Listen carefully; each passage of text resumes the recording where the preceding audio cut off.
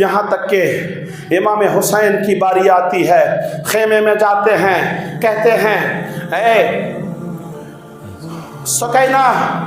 اے شہر بانو، ام رباب، اے زینب، زینب آپ کی بہن ہیں، حضرت علی کی شہزادی، اے زینب، اے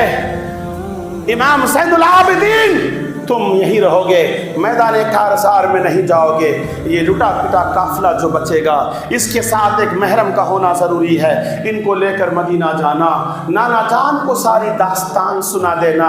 اب تم لوگ رونا نہیں، میرے جانے کے بعد غم نہ کرنا، میرے جانے کے بعد کپڑے نہ پھاڑنا، بال کو نہ نوچنا، الٹی سیدھی کوئی رسم ادا نہیں کرنا، اسلام کے طور طریقے کے مطابق فالو کرنا۔ آج جو دنیا میں تعزیہ بناتے ہیں لوگ اور پھر تعزیہ بنا کر ڈھول بجاتے ہیں اور ناچتے ہیں، گانا گاتے ہیں، یہ مسلمانوں کا شیوا نہیں ہے، اہل سنت والجماعت کا طریقہ نہیں ہے، یہ تو رافضیوں اور خارجیوں کا طریقہ ہے۔ اللہ اکبر۔ عزیزان ملت اسلامیہ، آپ نے سب کو وصیت کیا، وصیت کرنے کے بعد آپ نے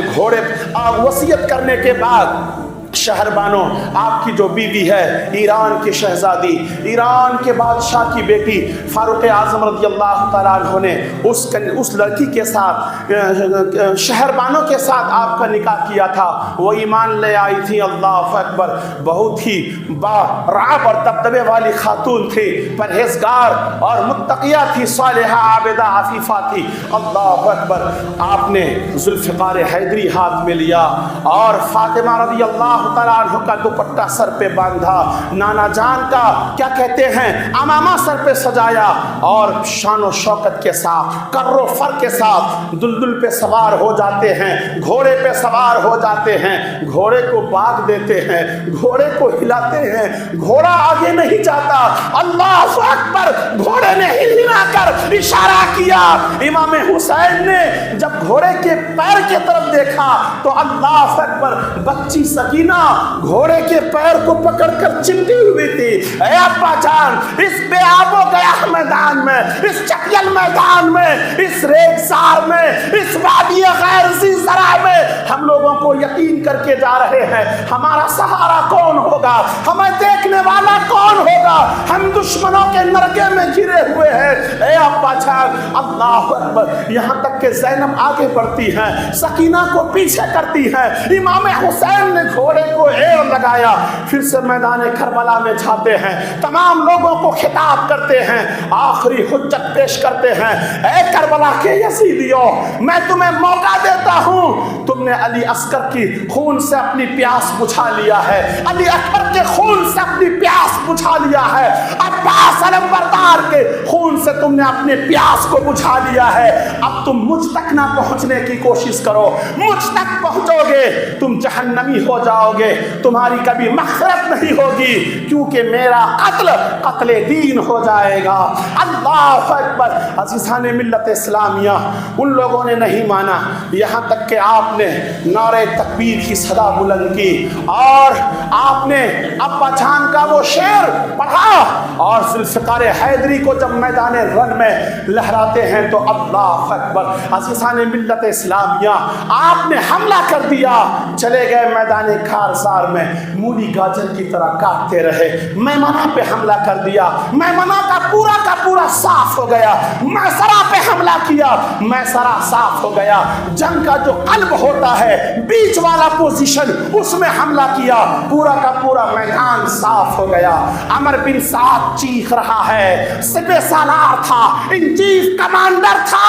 چیخ رہا ہے، اور جانتے ہو ابن زیاد چلا رہا ہے، اے عمر بن سعد، تم 22,000 کے لشکر جرار لے کر ایک حسین ابن علی کو نہ کاٹ پائے، انہیں شہید نہ کر پائے تو دنیا تمہارے نام سے بزدلی کا تاریخ لکھے گی اور کہے گی اکیلا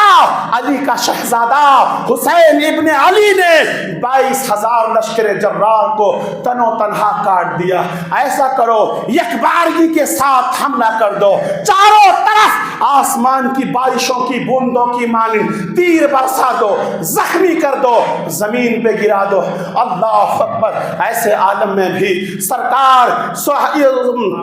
امام حسین رضی اللہ تعالیٰ عنہ لڑتے رہے، یہاں تک کہ پیاس لگ رہی تھی، پانی کا ایک گھونٹ بھی امام حسین کو مل جاتا تو مورخ کہتے ہیں 22,000 یزیدیوں کو تنہا حسین کاٹ ڈالا۔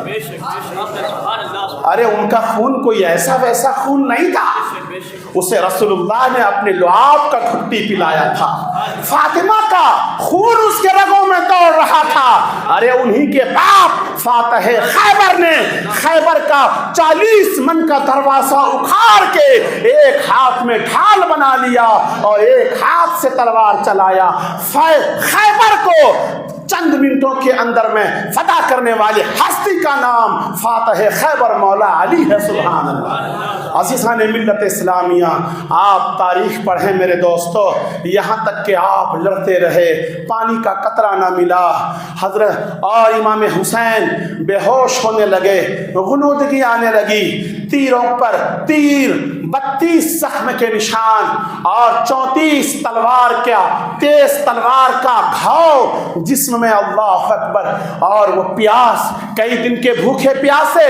دوپہر کا وقت اور سورج آسمان سے شعلے برسا رہی تھی، ایسے عالم میں کب تک ٹک سکتے تھے میرے دوستو؟ بے ہوش ہو کے زمین پر گر گئے، اور جب گرے تو سمرج الجوشن سینے پہ سوار ہو گیا،